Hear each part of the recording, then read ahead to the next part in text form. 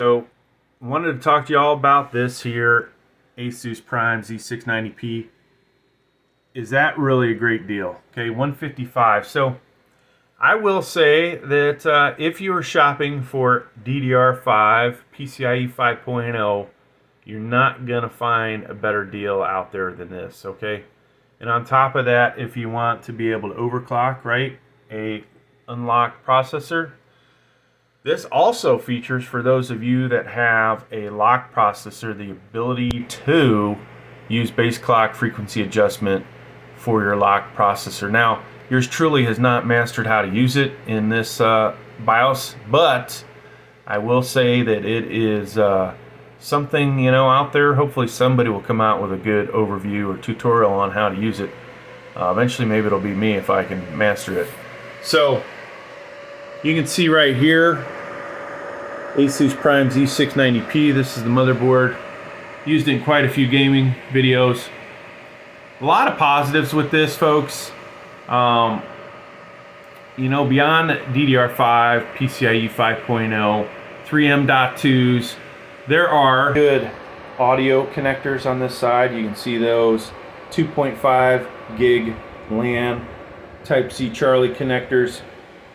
There will be, the ability to have LGA 1800 in the future. This does support all the 12th gen CPUs. And obviously a motherboard like this, you're going to get the fullest potential out of any unlocked processors using this type of motherboard, as well as get a little bit more performance out of a locked processor. This motherboard is so great. Why is the price so cheap? Why is it $155 when this H670 over here, Prime H670 plus D4, is $159. Well, the reason, folks, is that DDR5 RAM right there. That shit is expensive. That pretty much, you tack that onto the price of this, or the price difference, we'll say. So this is the cheapest DDR5 RAM I could find. It cost me about $170 for 2 sticks of 8 gig RAM. Okay.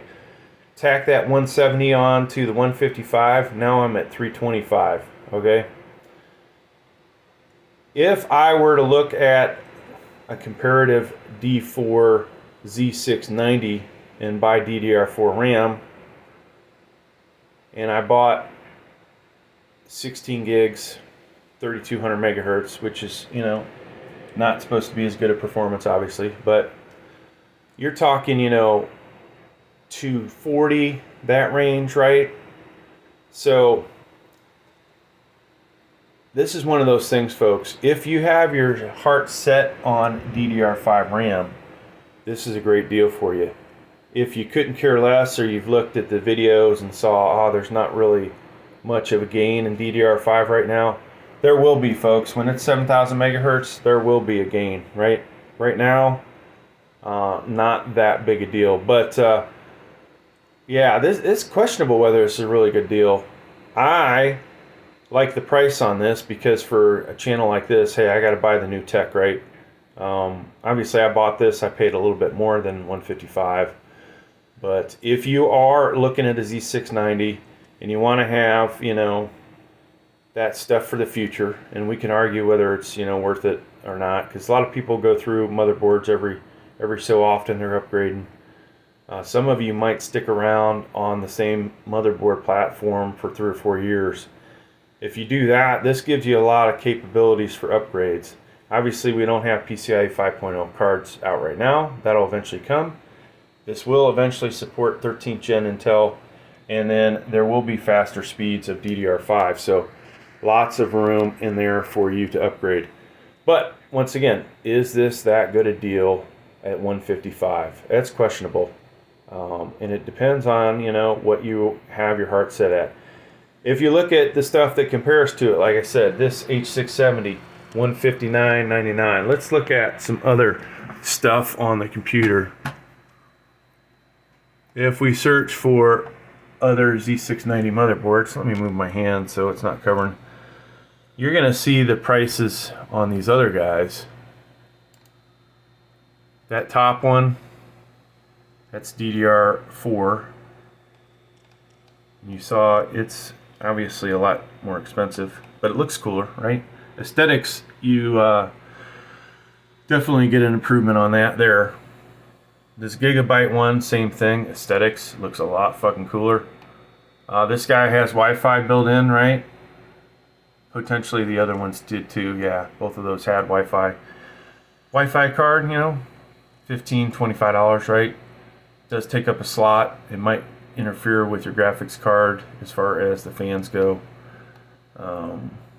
Getting cooler air in there, I should say, into one of the fans. So, but you can see there are no other Z690s really in that same price range. Okay. Now, if we go over to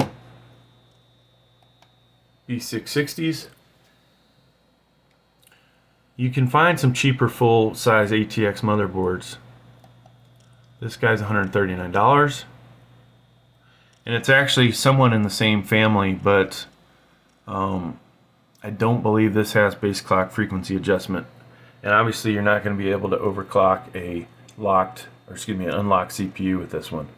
And it doesn't have PCIe 5.0 DDR5. So if that's something that matters to you, obviously the better price, once again, is that Asus Z690p. There's another option. So you just see how expensive these are, right? You can find some cheaper ones. Performance will not be as good with a motherboard like this. And then another micro ATX, very similar. Now, I have this motherboard.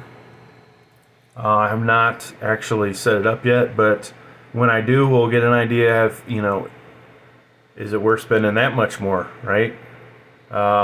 This, I believe, has, PCIe 5.0, DDR4, has less M.2s, a lot of similarities, but it also has Wi-Fi. So, there you go, folks. Is it a good deal? Is it not a good deal? Or you get super cheap and buy this one, which I don't recommend to anybody. Thanks for checking out the video. Please like, please subscribe. Thank you.